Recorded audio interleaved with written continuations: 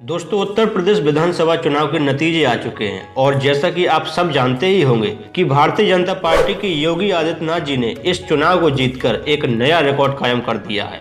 Record इसलिए क्योंकि सन 1985 से पहली बार ऐसा हुआ है कि एक ही व्यक्ति लगातार दूसरी बार सीएम बना है। अब योगी आदित्यनाथ जी को एक पॉलिटिशियन के रूप में तो हर कोई जानता है, लेकिन क्या आपको पता है योगी जी सीएम होने के साथ ही एक हिंदी मैगजीन योगवाणी के चीफ एडिटर और गोरखनाथ मंदिर के महंत भी है, और साथ ही देश के सबसे कम उम्र के सांसद बनने का रिकॉर्ड भी उन्हीं के नाम है। अब योगी जी के निजी जीवन से जुड़ी हुई बहुत सारी ऐसी इंटरेस्टिंग बातें हैं जिन्हें ज्यादातर लोग नहीं जानते होंगे, और आज की इस वीडियो में हम आपको योगी जी के जीवन से जुड़ी हुई कुछ ऐसी ही इंटरेस्टिंग पहलुओं के बारे में बताने वाले हैं।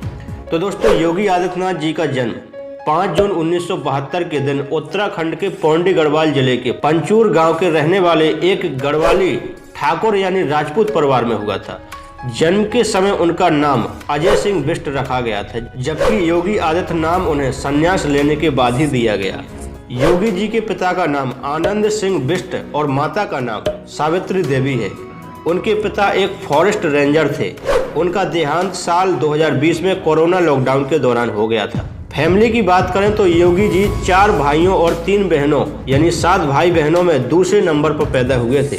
वहीं एजुकेशन की बात की जाए तो उन्होंने अपना हाई स्कूल तक की पढ़ाई पौंडी गढ़वाल के एक लोकल स्कूल से ही की, और फिर इंटरमीडिएट की पढ़ाई ऋषिकेश के श्री भरत मंदिर इंटर कॉलेज से कंप्लीट की, और फिर इसके बाद आगे की पढ़ाई के लिए उन्होंने श्रीनगर की हेमवती नंदन बहुगुणा गढ़वाल यूनिवर्सिटी में एडमिशन ले लिया, जहां से उन्होंने बीएससी मैथमेटिक्स करके अपनी बैचलर की डिग्री हासिल कर ली। हालांकि इसके बाद उन्होंने एमएससी करने के लिए भी एडमिशन ले लिया था, लेकिन उस समय राम मंदिर के लिए हो रहे आंदोलन की वजह से उनका ध्यान पढ़ाई से हट गया था, और उस आंदोलन से जुड़ने के लिए योगी जी ने अपनी पढ़ाई बीच में ही छोड़ दी। अब यूं तो योगी जी ने ऑफिशियली साल 1998 में पॉलिटिक्स को अपना करियर बनाया, लेकिन सही मायनों में अगर देखा जाए तो उनके पॉलिटिकल करियर की शुरुआत इससे कई साल पहले हो गई थी।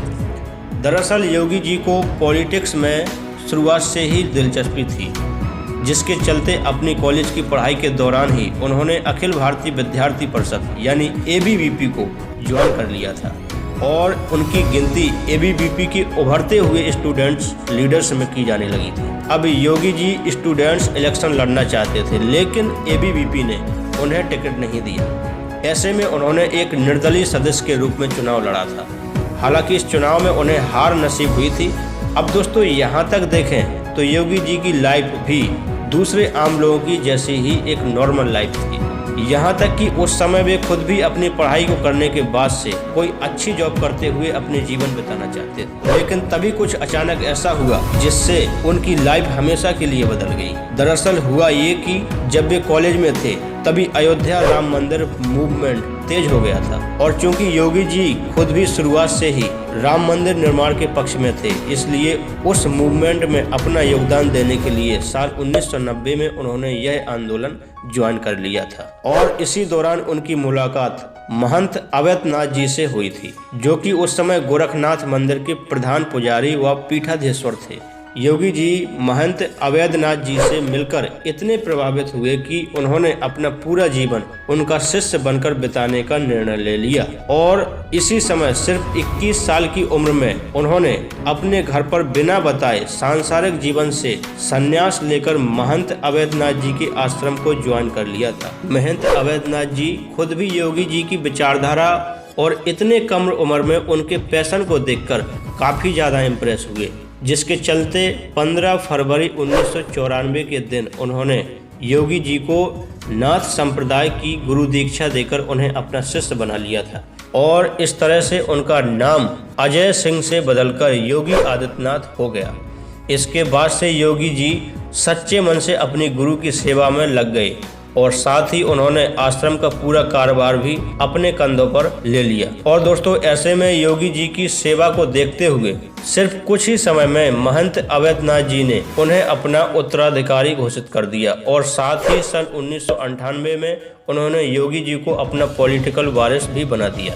दरअसल महंत अवैधनाथ जी प्रधान पुजारी होने के साथ ही एक मजे हुए पॉलिटिशियन भी थे, जहां वे हिंदू महासभा व भारतीय जनता पार्टी के लिए गोरखपुर से 4 बार सांसद भी रह चुके थे। साल 1998 में महंत अवैधनाथ जी ने योगी जी से कहा कि इस बार उनकी जगह पर वो खुद गोरखपुर सीट से लोकसभा का इलेक्शन लड़ें। अब योगी जी भला अपने गुरु की बात को कैसे टाल सकते थे। वे बिना कोई सवाल किए इलेक्शन में खड़े हो गए और इस तरह से योगी जी की ऑफिशियल पॉलिटिकल करियर की शुरुआत हो गई, जहां उन्होंने न सिर्फ अपने पहले ही इलेक्शन में जबरदस्त जीत दर्ज की, बल्कि साथ ही साथ दोस्तों 26 साल की उम्र में देश के सबसे कम उम्र के सांसद बनने का रिकॉर्ड भी अपने नाम करा लिया। इसके बाद सन 1998 से 2017 तक वे गोरखपुर सीट से लगातार 5 बार सांसद बने।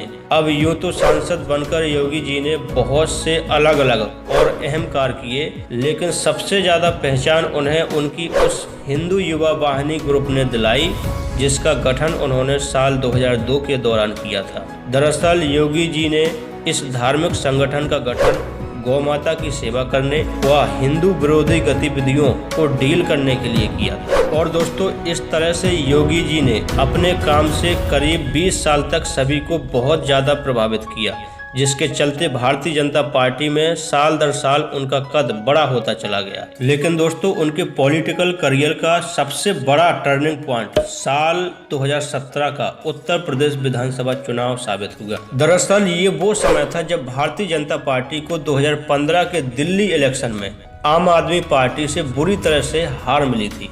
ऐसे में पार्टी के लिए 2017 का यूपी इलेक्शन बहुत ही ज़्यादा इम्पोर्टेंट हो गया था और बीजेपी किसी भी हाल में इस इलेक्शन को हारना नहीं चाहती थी।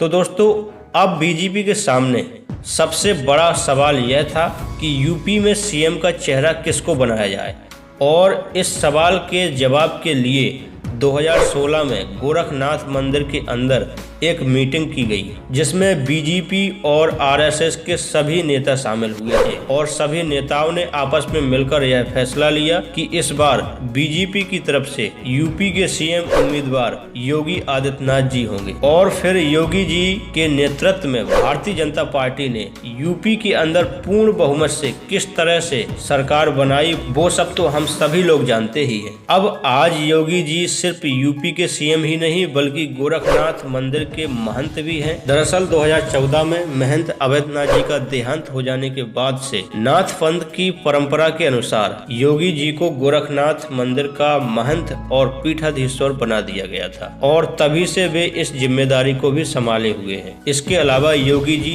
योग वाणी नाम की एक मंथली मैगजीन के चीफ एडिटर भी हैं। साथ ही वे योगिक षटकर्म, षठ योग, हिंदू राष्ट्र नेपाल, वर्तमान एवं भविष्य और राजयोग जैसी कई किताबें लिखकर उन्हें पब्लिश कर चुके हैं। अब योगी जी की दिनचर्या की बात करें तो वे एक बिल्कुल सिंपल लाइफ जीना पसंद करते हैं और आप लोगों ने तो देखा ही होगा कि वे हमेशा भगवा रंग का सादा कुर्ता पहने हुए ही नजर आते हैं। और उनके बारे में एक खास बात यह भी है कि वे कुत्ते, बिल्ली, बंदर और गाय जैसे जानवरों से बहुत प्यार करते हैं।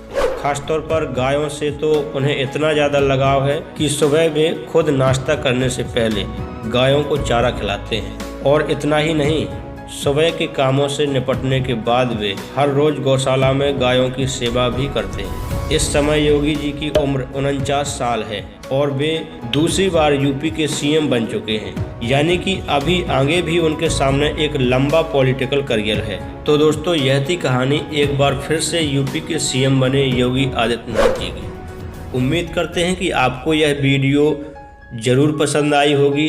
आपका बहुमूल्य समय देने के लिए आपका बहुत बहुत धन्यवाद।